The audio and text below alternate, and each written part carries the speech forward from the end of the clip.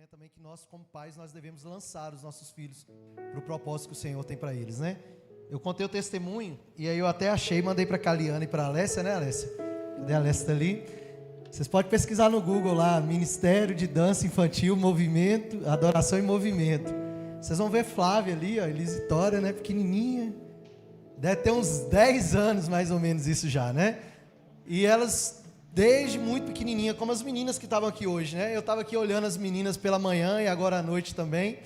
E lembrando, né, de como elas eram também pequenininhas ali. Que elas começaram esse tempo assim dançando na igreja, fazendo apresentações como essa. É uma forma de nós instruirmos os nossos filhos no caminho do Senhor, amém? E elas estão hoje aqui, né, duas jovens, adolescentes, bonitas, prestes a ir fazer faculdade, não namorar, né? Deixa eu falar namorar, né? Não, é fazer faculdade, estudar, né? Primeiro, depois, aí sim, quem sabe, né? Alguém pode chegar lá em casa, bater no portão.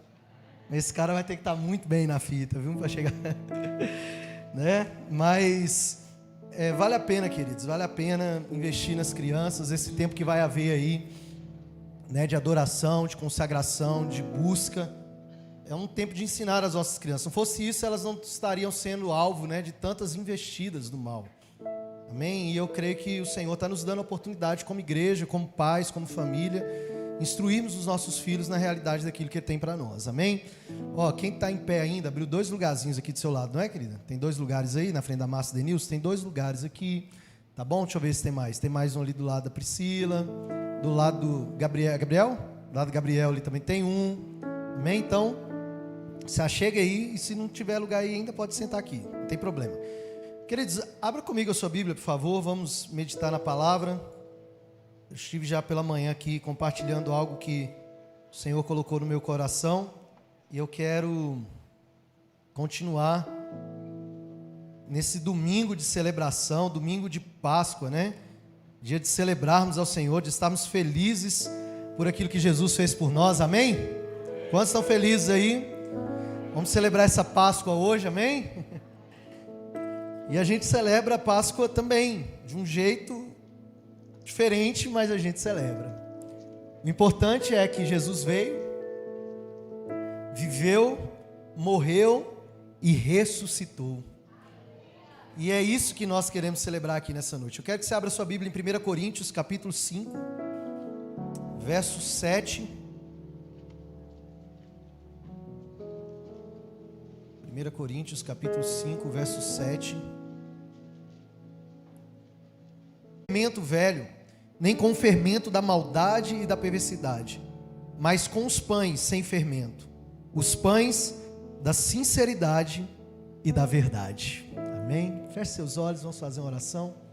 Pai, eu te agradeço nessa noite por tua palavra e pela realidade que o Senhor traz aqui neste lugar, que é o Cristo ressuscitado, aquele que veio em carne, habitou entre nós, como diz a tua palavra, cheio de graça, cheio de verdade.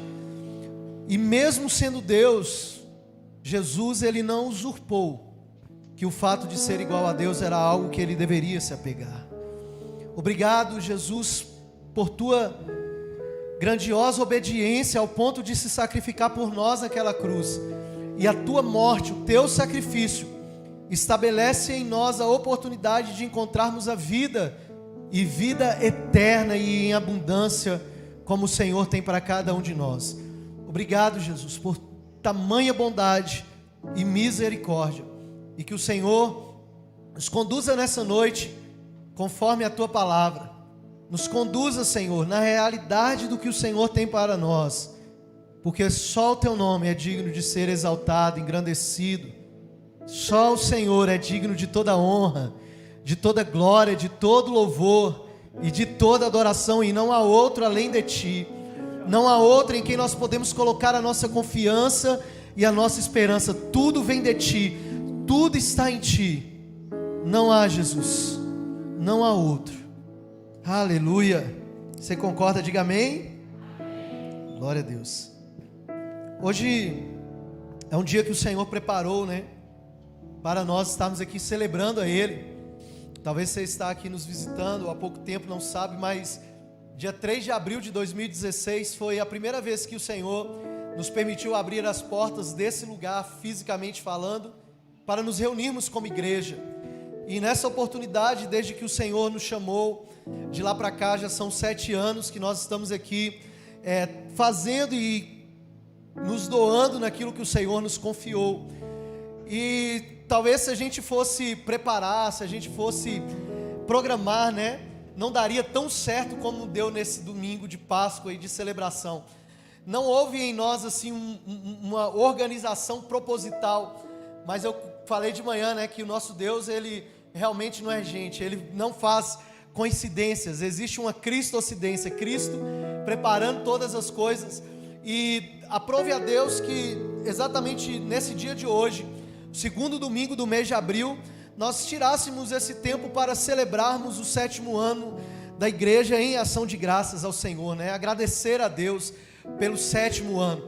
E não houve intencionalidade da minha parte, nem da parte do pastor Wilson ou da igreja, em construir uma visão ao longo desses últimos anos, pensando naquilo que Deus estava falando conosco, entendendo que somos uma comunidade chamada para manifestar o reino, amar de forma visível e ser guiada pelo Espírito Santo.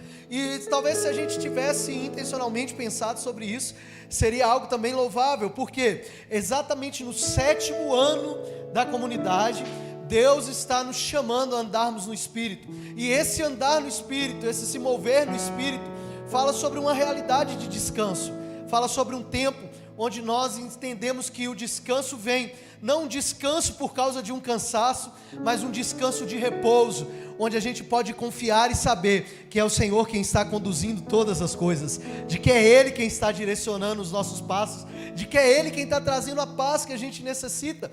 E eu disse hoje pela manhã, eu não tenho muito essa veia profética, mas o Senhor nos colocou exatamente nesse segundo domingo de Páscoa, para trazer esse culto de ação de graças a Ele, porque o Senhor também quer marcar uma passagem de um tempo muito oportuno, porque a Páscoa significa exatamente passagem, a passagem que aconteceu do povo de Israel, da escravidão do Egito, para uma vida de liberdade. E eu acredito, querido, que essa noite, como foi pela manhã, também é uma noite profética para a minha vida e para a tua vida, porque Deus marcou esse dia para trazer para nós uma realidade, de que nós vamos entrar em um tempo de descanso, em um tempo de paz e de tranquilidade, onde nós não vamos ficar preocupados com o que tem que ser feito ou como tem que ser realizado. Nós apenas vamos deixar que o Espírito flua, e aquilo que Ele tem para fazer irá acontecer no nosso meio, porque não é por força, não é por violência, não é pela nossa capacidade, mas é por aquilo que Ele está estabelecendo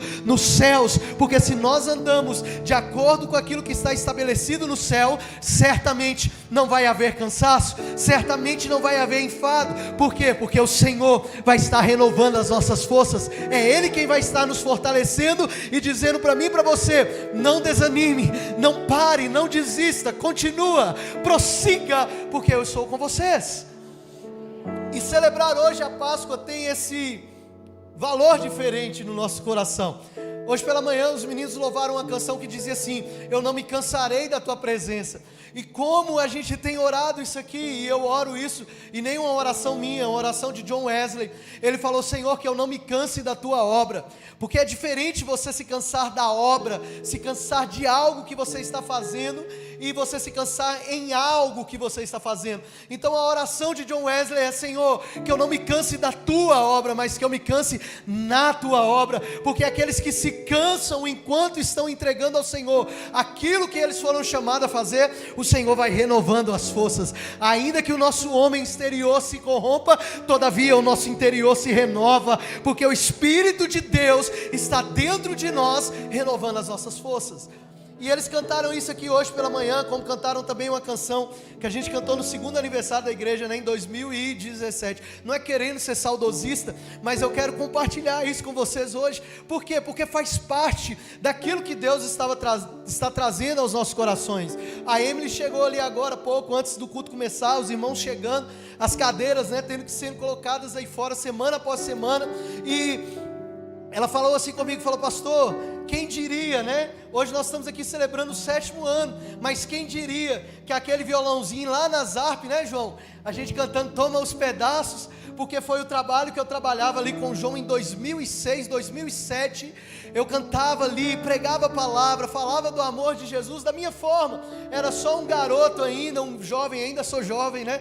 Não sou tão velho assim, mas ainda sou jovem. Mas em 2007 ali a gente cantava ali nas harpas, criava um ambiente de adoração a Deus, e a Emily estava lembrando isso, e o que veio no meu coração são as sementes que foram lançadas, são as sementes que foram lançadas, e hoje o que nós colhemos aqui nesse 7º ano, não é apenas aquilo que aconteceu nesses 7 anos, mas são sementes de palavras e tesouros que estão guardados em Deus, que foram liberados sobre a minha vida, sobre a promessa de Deus para minha casa, e certamente também há palavras e promessas que foram liberadas sobre a vida de cada um de vocês que estão aqui nessa noite. E o que Deus está nos chamando a viver nesses dias é sacar aquilo que é o bom depósito que nós fizemos nesses anos, aquele bom depósito que nós colocamos semana após semana, tempo após tempo, orações, consagrações, dedicações. Para quê, pastor? Para nós andarmos num tempo de descanso, porque quando a gente sabe o que a gente depositou em Deus, quando a gente sabe como nós caminhamos em Deus, nós andamos descansados, porque nós confiamos que é Ele quem está fazendo todas as coisas, é Ele quem está cuidando de tudo. Amém? Então eu quero falar hoje sobre uma passagem, sobre a passagem que Deus está nos chamando a fazer. E eu digo e disse pela manhã que é profético, porque o número 7 é um número perfeito. A Bíblia diz que o número 7 é o número da perfeição, né? Simboliza a perfeição e a plenitude do Espírito de Deus no homem. E essa plenitude que nós entramos agora nesse 7º ano, é o lugar que Deus quer que a gente esteja, que nós estejamos, um lugar de plenitude e de descanso. Só que isso acontece quando a gente transpõe essa passagem. E eu sei, talvez você vai dizer que a Páscoa, né? E você pode pesquisar e saber que muitas das coisas que a gente vê hoje não é a realidade daquilo que Deus tem para nós como Páscoa. E aonde está isso e como que a gente vai caminhar é o que eu tenho para compartilhar com vocês aqui hoje. É importante a gente pensar, e eu comecei na semana passada falando sobre o domingo de Ramos, né? O domingo que as pessoas chamam de Ramos, onde as pessoas entravam e diziam Hosana, glória a Deus nas alturas. E agora nós vamos chegar então no domingo da Páscoa. O que é esse domingo? Por que isso aconteceu? E eu gosto sempre desses versículos, queridos, quando a gente vai ministrar alguma coisa relacionada ao Antigo Testamento. Colossenses capítulo 2, verso 17, está escrito que as coisas que aconteceram no passado, elas são sombras das coisas que haveriam de vir, pois a realidade de fato encontra-se em Cristo. Então tudo que aconteceu no passado, a celebração da Páscoa que nós temos no nosso calendário hoje, também foi uma celebração instituída por Deus, que está lá em Êxodo capítulo 12, e a gente vai falar sobre alguns pontos dessa celebração aqui hoje, para que a gente entenda que essas coisas que aconteceram são apenas a sombra, mas não a realidade. A sombra que está sendo projetada minha aqui agora no momento no altar é por causa da posição da luz. Talvez se tivesse uma luz mais forte, a sombra seria mais forte. A sombra, ela não reflete a realidade de quem eu sou, mas ela mostra um pouco daquilo que eu sou. Então é isso que está acontecendo, e é isso que Deus está querendo nos ensinar aqui hoje. A celebração que aconteceu da Páscoa lá em Êxodo capítulo 12 é apenas uma sombra da verdadeira Páscoa que eu e você precisamos celebrar todos os dias, que é o Cristo ressuscitado. Então o que aconteceu? E eu quero que você abra a Bíblia aí. Se você não puder abrir, vai projetar aqui também, né, Natan? Êxodo capítulo 12, versículo 1, Deus chama Moisés. O povo de Israel está há 400 anos preso no Egito, e depois de 9 pragas, né? A 10ª praga, é isso mesmo? A 10ª, é isso mesmo? A 10ª praga é dos primogênitos, a última, né? Depois de 400 anos e Deus mandar 9 pragas à terra do Egito, Deus chama Moisés e dá uma orientação: Moisés, você vai celebrar a partir de agora a Páscoa. Então a Páscoa tinha algumas coisas que Deus estava instituindo ali para Moisés ensinar para o povo, porque apontaria para um caminho de proteção e salvação. E a primeira coisa que Deus fala com Moisés é: Moisés, olha, chama aqui Moisés, Arão lá no Egito, verso 2, e ele diz assim: este deverá ser o primeiro mês do ano para vocês. Então o que Deus está falando? Moisés, agora eu vou enviar uma praga, que essa praga que vai vir vai marcar um tempo e vai estabelecer algo. O que vai estabelecer? O começo de um novo ano. Eu não sei qual que era o mês exato ali, eu não me recordo agora, mas o certo é que eles estavam ali já com um ano em andamento, e Deus diz: a partir de agora, Moisés, você vai chamar o povo e eu vou estabelecer com vocês um novo tempo. Então a passagem da Páscoa e a celebração da Páscoa, no primeiro momento, é o que? A celebração de um novo começo, é a celebração de um novo tempo. Por isso que eu disse hoje pela manhã que não poderia ter coincidência não, né? Cristocidência melhor, não poderia ter um tempo melhor de Deus para estarmos aqui celebrando ao Senhor nessa Páscoa, dizendo: haverá um novo começo, haverá um novo tempo, haverá um novo momento, uma nova estação, e Deus está nos transicionando nesse momento para essa nova estação, onde agora, com 7 anos, com esse novo ano que está chegando, nós vamos ser de fato guiados pelo Espírito e andar naquilo que Ele tem para nós. Ah, pastor, mas antes ninguém andava no Espírito? Não, pelo contrário, todos andávamos pelo Espírito, e por isso nós estamos até aqui. Mas é que Deus está nos chamando para um tempo de maior intimidade, de relacionamento e de consciência da presença dEle. Então a primeira coisa é marcar o tempo. Por que eu precisava marcar esse tempo? Por que Deus estava chamando a nação para marcar o tempo? Porque Deus estava estabelecendo um plano de salvação. Diga comigo: plano de salvação. É o que Deus estava estabelecendo, e é o que Deus está estabelecendo hoje para mim e para a minha família. Olha o que diz o verso 3 lá em Êxodo 12: digam a toda a comunidade de Israel que no 10º dia deste mês todo homem deverá separar um cordeiro, um cabrito para a sua família, um para cada casa. Verso 4: se a sua família for pequena demais para um animal inteiro, então você deve dividi-lo com o seu vizinho mais próximo, conforme o número de pessoas e conforme o que cada um puder comer. Então o que Deus estava trazendo como orientação? Você vai pegar um cordeiro sem defeito. Se a sua família for pequena, você vai chamar os seus amigos e vai junto com eles comer desse cordeiro, e vocês vão celebrar a Páscoa. Essa é a Páscoa que eu quero que vocês celebrem. E eu falei pela manhã que havia outros elementos na Páscoa, como por exemplo o pão sem fermento, e também as folhas amargas. Por quê? Porque Deus queria que eles, além de se alimentar do cordeiro e comer o pão sem fermento, Deus queria que eles também comessem as folhas amargas, que era para eles lembrarem do sofrimento que eles viveram na terra do Egito. Então todas as vezes que eles se reuniram a partir daquele dia para celebrar a Páscoa, eles matavam o cordeiro, comiam o pão sem fermento e comiam as ervas amargas, para dizer assim: eu nunca posso me esquecer de onde Deus me tirou. E por que era só uma família? Porque a salvação e a proteção que Deus tinha para aquele povo naquele tempo era para casa. E eu falei pela manhã, se a gente for celebrar a Páscoa, se a gente for celebrar a Páscoa, né?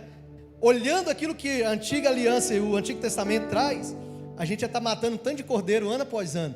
Mas essa não é a nossa realidade, porque isso que aconteceu é o quê? Sombra do que haveria de acontecer. Amém? Conseguiram entender isso? Então hoje a gente não precisa matar um cordeiro nem comer folhas amargas, porque o cordeiro já foi morto, Jesus Cristo, o cordeiro pascual que nós lemos aqui, e foi um sacrifício de uma vez por toda, e não precisa mais ano após ano um cordeiro morrer para celebrarmos a Páscoa, porque bastou a única morte do Filho de Deus na cruz para me dar a vida e te dar a vida, e trazer para mim e para você a libertação que nós precisávamos. Então a família foi chamada para estar ali como o centro do alvo de Deus. Interessante que foi tão voltado para a família que o verso 14 de Êxodo 12, 14 diz assim: este dia, que dia? O dia da Páscoa, será um memorial, que você e todos os seus descendentes celebrarão com festa ao Senhor, como festa ao Senhor, e celebre isso como um decreto perpétuo. O que Deus está dizendo para o povo? O que vocês vão celebrar hoje, a partir daquele momento, foi um memorial que jamais deveria ser esquecido. Um memorial é algo que não se esquece, é algo que carrega um poder afetivo, de uma lembrança de algo que realmente mexeu nos nossos corações. E onde que eles estavam fazendo isso? Na família. Irmãos, há 7 anos atrás, quando o Senhor nos deu essa palavra, comunidade adorando em família, nós não imaginávamos que as famílias iam ser tão atacadas. Nós não imaginávamos que as famílias iam ser tão tentadas. Nós não imaginávamos que viria uma pandemia e colocaria todo mundo dentro das suas casas novamente. Mas já havia uma mensagem em nosso coração há 7 anos, o Senhor dizendo: Eu estou chamando um povo para ser uma comunidade, pessoas que têm algo em comum. E o que elas têm em comum? Elas estão levantando um altar de adoração a partir das suas casas. Elas vão adorar em família. Elas vão entender que a adoração e o culto ao Senhor não acontece apenas nas quatro paredes de um templo no domingo à noite, mas a adoração em família é um estilo de vida, é uma escolha que eu e você fazemos de todos os dias estarmos na nossa casa levantando um altar de adoração ao nosso Deus e dizendo: é Ele que reina aqui, é Ele que governa aqui, é Ele quem está sendo celebrado aqui, é Ele quem está sendo glorificado na minha família. Adorar em família é isso, é estabelecer. E como hoje as pessoas têm falado, precisamos levantar um altar na família, precisamos levantar um altar. E talvez você pode dizer assim: pastor, mas eu estou aqui hoje, não tem ninguém na minha família, eu estou sozinho, eu sou sozinho. Não se importe com isso, porque a Bíblia também diz que Deus faz com que o solitário habite em família. Nós somos uma grande família espiritual, irmãos, irmãs, somos irmãos, e Cristo é o nosso irmão mais velho. Ele não é apenas o nosso Senhor, Ele é o nosso irmão. Ele era o único Filho de Deus e se tornou o primogênito entre muitos irmãos. Essa é a celebração da Páscoa. Então, queridos, na família esse memorial deveria estar sendo colocado. E como? Lá em Êxodo 12, 26 está escrito o seguinte: os pais, e eu falei de manhã, né? Deixa eu falar para não ficar em passagem, a gente vai falando, esquece. Um memorial como um decreto perpétuo. Não é que Deus quer que você agora mate um cordeiro, porque o cordeiro já foi morto. Mas esse decreto foi substituído por um novo decreto. O decreto de que Cristo morreu em nosso lugar.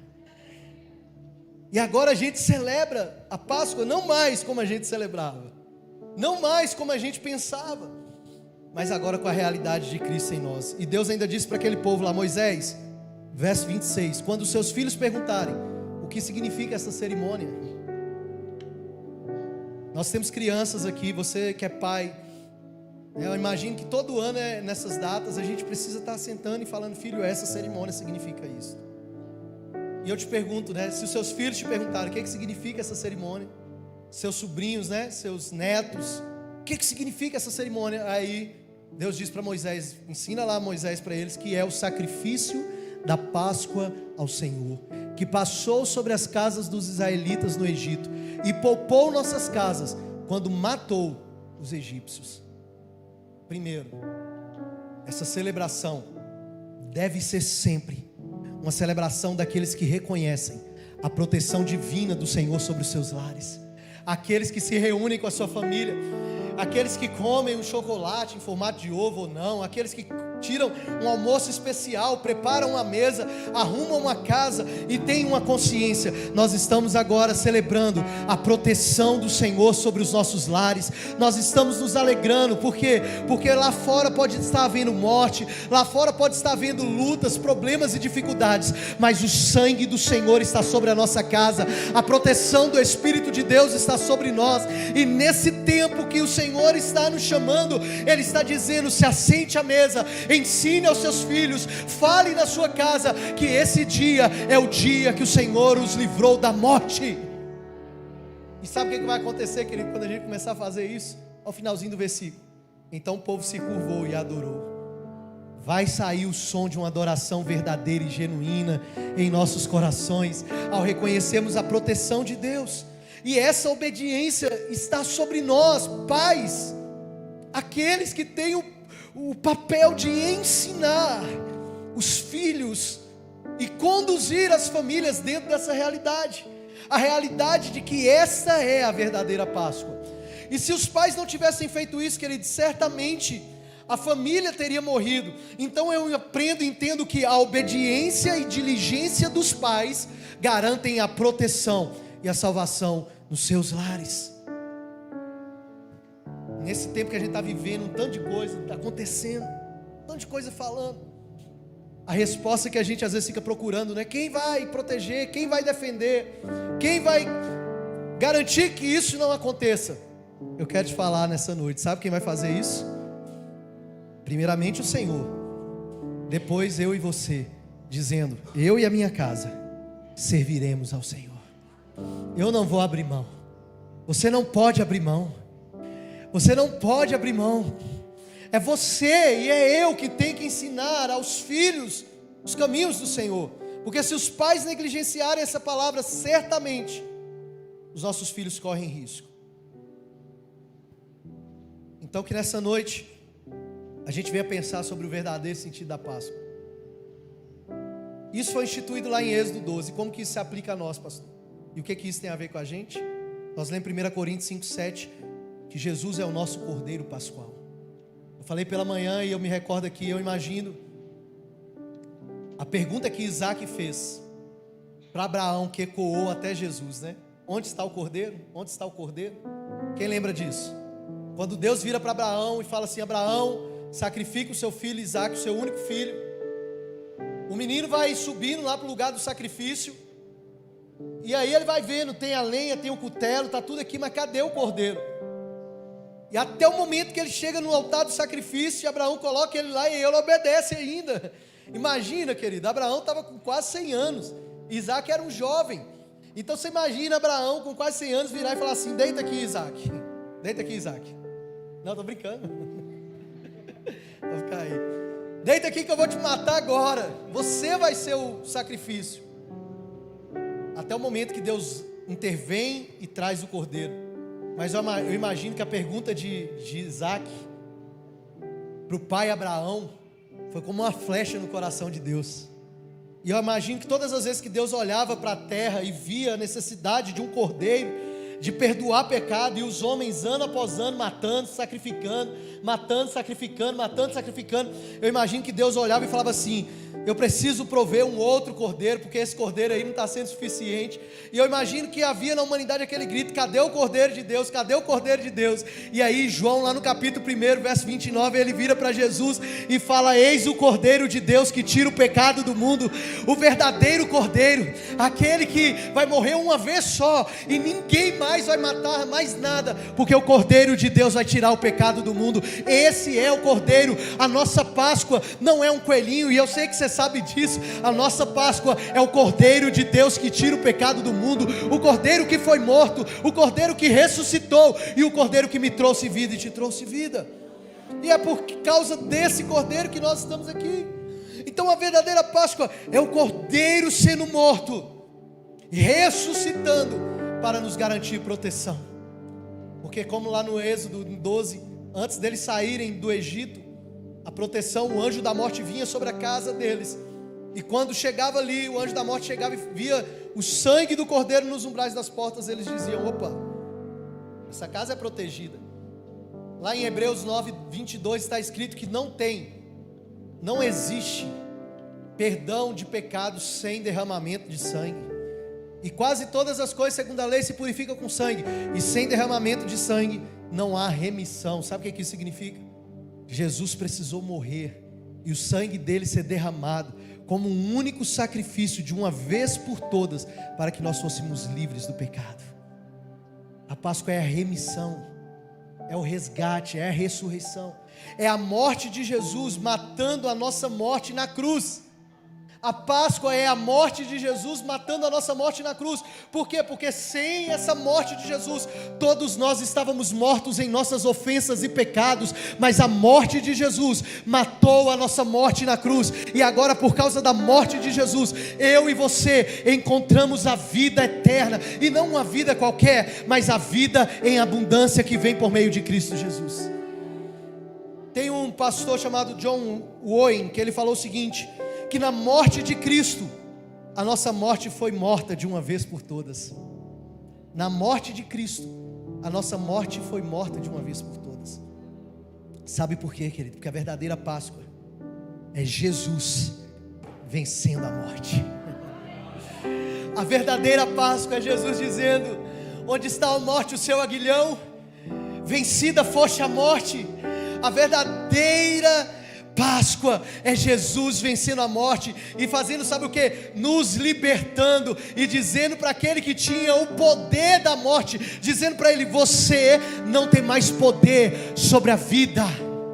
Hebreus capítulo 2, verso 14, o autor de Hebreus diz assim: que Jesus ele veio e participou da mesma condição que eu e você, a condição humana. Ele sentiu as mesmas coisas, ele participou das mesmas coisas, ele era pessoa como nós, de carne e sangue, mas ele precisou vir, sofrer e morrer, para que a sua morte, a morte de Jesus, derrotasse aquele que tem o poder da morte, ou seja, o diabo. A morte de Jesus, que era homem como eu, como você, derrotou aquele que tem o poder da morte. Mas sabe o que eu amo nesse texto? É o verso 15, porque ele não só derrotou o que tinha o poder da morte, ele veio para libertar aqueles que viveram a vida inteira aprisionados com medo da morte. Querido, o que pode vencer mais uma pessoa do que ter a liberdade de não ter medo de morrer? Querido, não tem nada mais poderoso do que isso. Todos nós aqui, de alguma maneira, temos preocupação de quanto tempo vai durar a nossa vida. O Lucas, Isaac aqui lidar com isso, né? Diariamente lá, pessoas morrendo ali nas mesas, mas eles estão ali vendo o sofrimento, enquanto essas pessoas sentem medo da morte, porque não sabem o destino, não sabem o futuro, não sabem o que vai acontecer. Mas quando nós reconhecemos a morte de Cristo na cruz, nós temos convicção de uma coisa: ele veio não apenas para derrotar a morte, ele veio para me livrar do medo da morte. Eu não tenho medo de morrer, eu não tenho medo de perder a minha vida. Sabe por quê? Porque na verdade a minha vida agora está guardada e escondida em Deus através de Cristo Jesus, porque a morte dele me deu vida de verdade. Eu encontrei a vida de verdade na morte de Cristo. Nós encontramos a vida de verdade na morte de Cristo. Então não há nada que aconteça aqui, como eu falei esses dias, o apóstolo Paulo dizendo lá em Atos 20, né? Em nada eu tenho a minha vida por preciosa, contanto que eu cumpra a carreira que me foi proposta. Atos 20, 24. O que é isso? Eu estou tão livre, tão livre, que nada neste mundo pode me causar medo, nada neste mundo vai me causar pavor, porque aquele que tem o poder sobre a vida e a morte, morreu, ressuscitou e me deu a certeza da vida eterna. Então essa é a Páscoa que a gente deve comemorar hoje. O Cordeiro de Deus, que não tinha pecado, se tornou maldição em meu lugar, e a justiça de Deus foi executada através da vida de Jesus. Então, querido, se é uma sombra, eu preciso entender que Jesus, aquele que não conheceu o pecado, se tornou pecado por mim. Eu preciso reconhecer que Ele me comprou, e se Ele me comprou, já não sou mais de mim mesmo. E qual que é a questão? Nós nos tornamos muito autossuficientes e donos de nós mesmos. Eu faço, mas se. Eu vou, mas se. Nós somos comprados pelo sangue de Jesus. Se Ele nos comprou, nós não temos mais a nossa própria vontade. Nós vivemos com um propósito: fazer a vontade daquele que nos comprou. E sabe como que nós somos comprados? Não foi com ouro, com prata, com coisas corruptíveis desse mundo.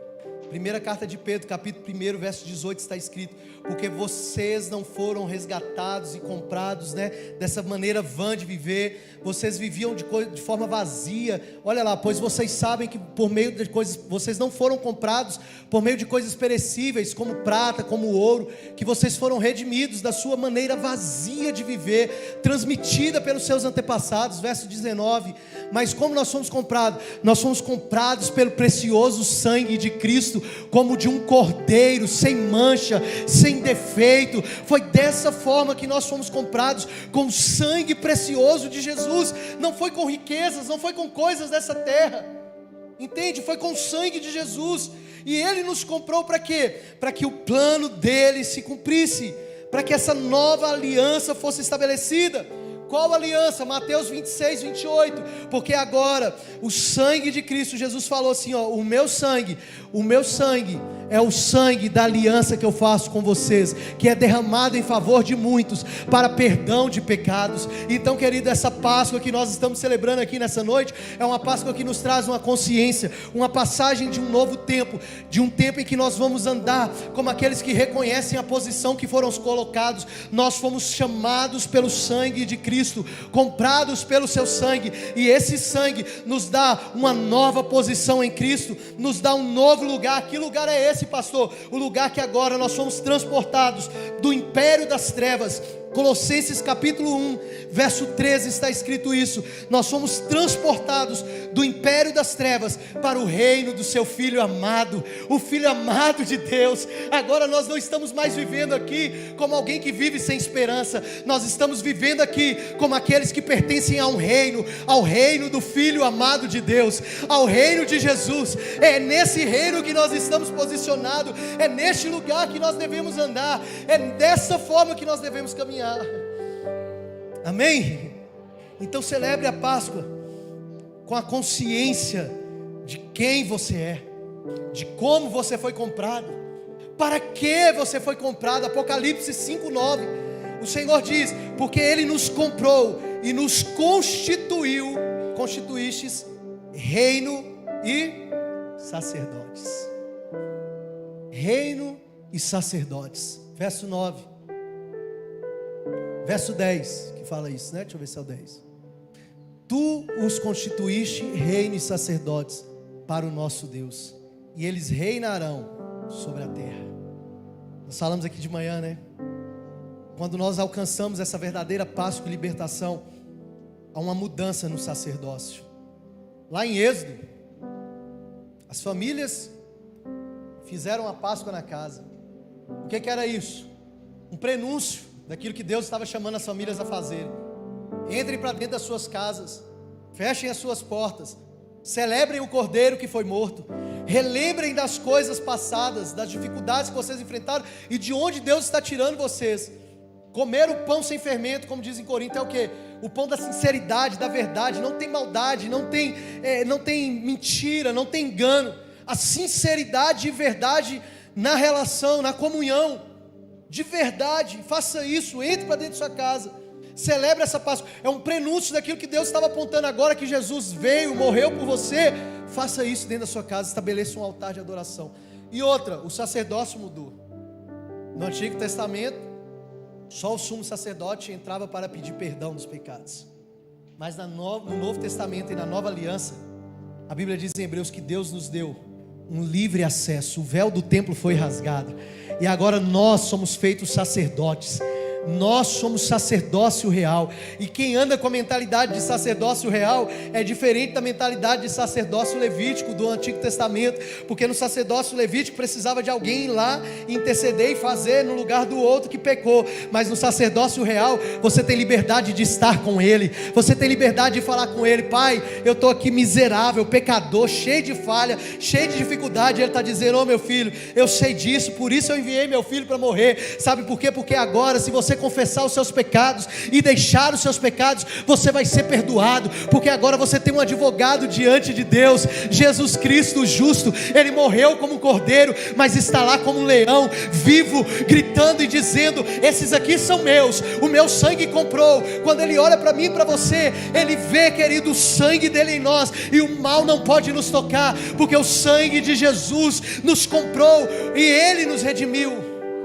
Ele nos redimiu. E nós andamos livres, em liberdade. O Senhor está nos chamando para esse tempo. A gente às vezes não reconhece, né? A gente está esperando um grande mover, uma grande coisa. E Deus está falando: o que eu poderia fazer de maior na terra do que dar meu filho e morrer por vocês? Só isso não é suficiente, irmãos, só isso. Como se isso fosse só, né? Isso. Como se isso fosse pouco. O sacrifício de Jesus não se compara. O que Jesus fez por nós não se compara. O mandamento e o memorial como mandamento perpétuo e decreto perpétuo era para que o povo que saiu do Egito depois de 400 anos de escravidão olhasse para aquele ano, naquela celebração, e de todas que ali viessem, e dissessem: eu reconheço de onde Ele me tirou, eu sei o que Ele fez na minha vida,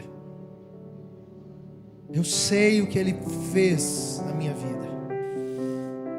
Eu não tinha talvez possibilidade alguma, mas Ele me comprou com seu sangue. E a vida que agora eu quero viver não é mais a minha vida, mas eu quero viver a vida dele em mim. Isso é para que eu e você olhe todos os dias para o sacrifício de Jesus na cruz. E pense qual é o significado desta Páscoa. Se os seus filhos te perguntarem o que essa celebração significa, Hebreus 12, 26, Êxodo, melhor dizendo. E quem sabe nessa noite o Espírito Santo está gritando dentro dos nossos corações: o que essa celebração significa para você? O que isso significa? E como eu disse que é um tempo e um dia muito propício e oportuno para nós aqui nessa noite celebrarmos esse 7º ano e entrarmos nesse lugar em Deus, é porque o Senhor está nos chamando para essa reflexão. O que é que isso significa? O que é que isso significa? Comunidade Adorando Família, Igreja do Senhor. O que é que isso significa? Entrar em um lugar de descanso e de proteção, do cuidado de Deus. O que é que isso significa? Ou como nós estamos fazendo, ou como estamos vivendo com aquilo que o Senhor tem nos dado. O Senhor nos chamou para a liberdade, para sermos livres. Só que a gente confunde isso, querido. A gente confunde isso demais. A gente acha que liberdade é autossuficiência, independência. Eu não devo satisfação da minha vida para ninguém, só a Jesus e tá bom demais. A gente acha que liberdade é isso. Isso não é liberdade. Sabe o que é isso? Isso é ego. Isso é o seu eu gritando dentro de você aí. Isso é o velho homem. Sabe o que é liberdade? É você poder dizer como Paulo: mesmo sendo livre, eu me fiz escravo de todos. Mesmo sendo livre, eu me fiz escravo de todos. Mesmo tendo liberdade para viver do jeito que eu gostaria de viver, do que eu quiser viver, eu considero cada um superior a mim mesmo. Mesmo tendo liberdade para achar que eu sou o cara, que eu sou bam, eu desço e vou dizer o que você precisa. A liberdade está em não me apegar a nada. A liberdade está em fazer como Jesus fez. Filipenses 2.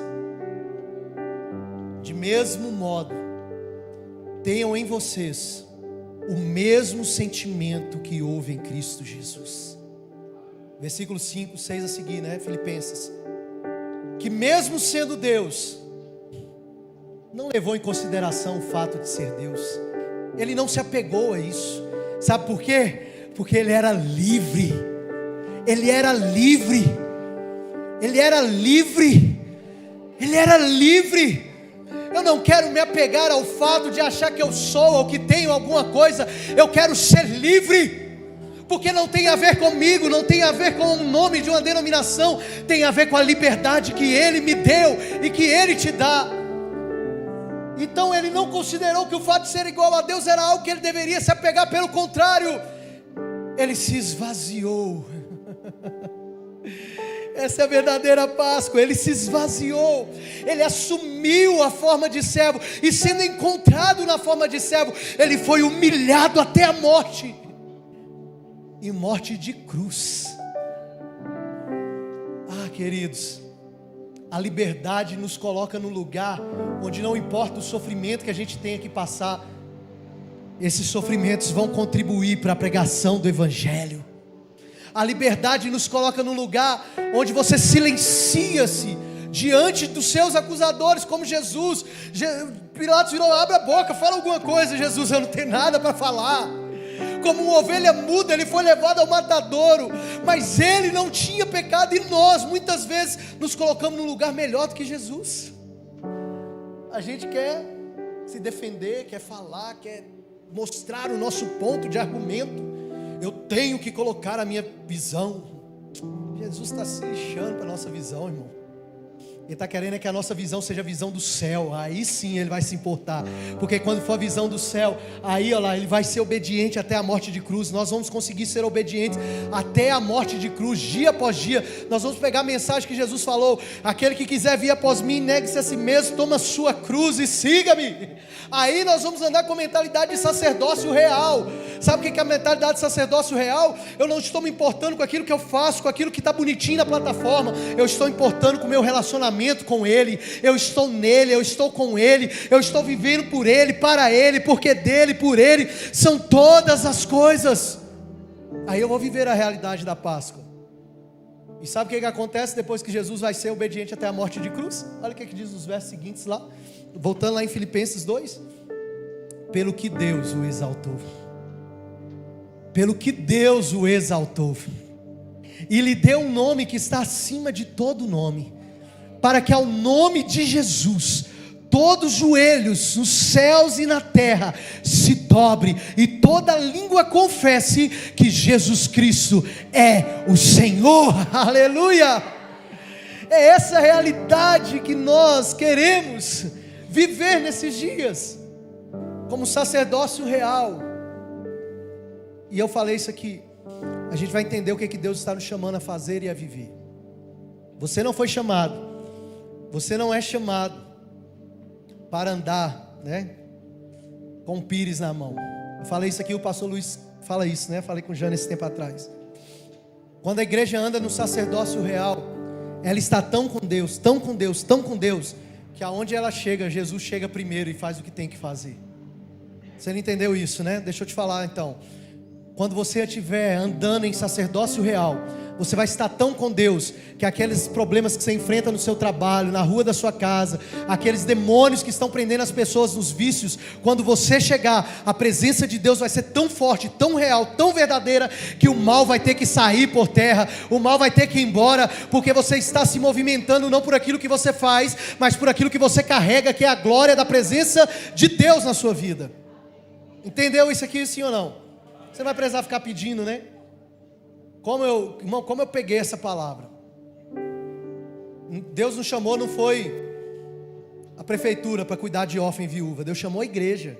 A prefeitura faz assistência social, mas Deus chamou a igreja. E quando a igreja entende isso, ela se movimenta no sacerdócio real. E Deus libera os recursos necessários para fazer aquilo que está no coração de Deus. Amém? Então vamos celebrar a Páscoa? Amém? Vamos viver a liberdade? Porque para a liberdade nós somos chamados. Nós somos chamados para andar em liberdade. Então, querido, por favor, não use da liberdade que Deus te deu, que Deus me deu, para viver fora da realidade daquilo que o Senhor tem para você. Eu quero orar com você e quero encerrar. Mas eu quero te pedir um favor, não vá embora tão rápido, porque nós também temos que celebrar e nos alegrar naquilo que o Senhor tem feito, amém? Esse é o 7º ano da nossa casa aqui. E a gente preparou uma surpresa aí para cada um de vocês, que vão levar para casa. As nossas crianças estão lá recebendo a ministração sobre o verdadeiro sentido da Páscoa.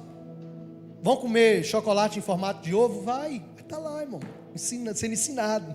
Agradecer a Mariângela, né, o instituto lá da Cacau Show lá, abençoou a gente, chocolate gostoso, irmão. Ontem nós fizemos uma ação lá na Cidade Jardim, foram mais de 100 crianças alcançadas lá na reciclagem, na casa de abrigo também, né, de proteção, e ainda tem mais alguns que a gente abençoou nossas crianças aqui também, amém? Então eu quero te pedir, celebre a Páscoa. Quem está feliz aí, entendeu essa palavra? Feche seus olhos, eu quero fazer só uma oração. Talvez você chegou aqui hoje e não sabe, ou pelo menos não tinha em mente qual que era a realidade de Deus para você. E eu quero te convidar a fechar os seus olhos agora e fazer a sua oração do jeito que você quiser fazer. Quantas Páscoas a gente celebra ou celebrou de maneira equivocada? E a questão não está naquilo que eu celebro, mas naquilo que eu não conheço do que eu estou celebrando. Nós precisamos celebrar a Jesus Cristo ressuscitado, Filho de Deus, o Cordeiro de Deus que tira o pecado do mundo. Isso a gente precisa fazer, querido, em sinceridade, em verdade, em amor. Pai, nós nos colocamos diante de Ti nessa noite. Nós celebramos esse domingo, o domingo da ressurreição, o domingo de nos alegrarmos nesse tempo tão profético que o Senhor estabeleceu aqui, Pai. Nesse dia que o Senhor preparou de uma maneira tão especial. Eu acredito, Deus, que há uma transição de estações liberadas neste lugar. E como nós liberamos pela manhã, Senhor, eu quero liberar também hoje à noite, nesta casa de oração, Pai, homens e mulheres que entraram aqui. Deus, esse dia será um dia de passagem, um dia, Senhor, de passagem da escravidão do pecado, da escravidão do medo da morte, para a liberdade que há no Cristo ressurreto, no Filho de Deus, aquele que era, que é, que há de vir e que certamente virá. É no Senhor que nós acreditamos, é no Senhor que nós colocamos a nossa esperança e a nossa devoção. Por isso, Jesus, eu te peço nessa noite, venha abrir a mente e o coração e o entendimento dos seus filhos, e que nós possamos celebrar com alegria essa verdadeira Páscoa. Que essa verdadeira Páscoa, Senhor, ela venha acontecer não apenas como um rito ou como algo mecânico, mas como uma realidade do céu. Jesus, o Cordeiro de Deus, morreu e ressuscitou. Tu és o nosso Cordeiro Pascual. Se você está aqui nessa noite e quer receber essa vida, a vida de Deus, a vida de Jesus, nessa vida de morte, longe de Deus que você está vivendo, e quer entregar a sua vida ao Senhor, e quer fazer uma oração especial de entrega, eu quero te convidar a vir aqui à frente hoje, entregando a sua vida, ou quem sabe reconciliando. Quem sabe o Senhor está te chamando hoje para reconciliar, para voltar, para viver a vida que Ele tem para você. Tem alguém aqui nessa noite que quer fazer essa oração? Eu quero te convidar a ficar sobre os seus pés, igreja do Senhor. Vamos adorar, vamos celebrar, vamos cantar, vamos exaltar, vamos bendizer o Senhor. Levante as suas mãos para os céus. Diga assim: Senhor Jesus, Senhor Jesus, nesta noite eu declaro que eu celebro, que eu me alegro na vida que o Senhor tem para mim. Obrigado pela minha família. Obrigado, Senhor, pelo teu sacrifício na cruz, porque por meio do teu sacrifício eu tenho a vida e a vida eterna. Aleluia! Dê uma salva de palmas a Jesus. Celebre a Ele. Exalte o nome daquele que vive e reina para sempre. Oh, que tremendo.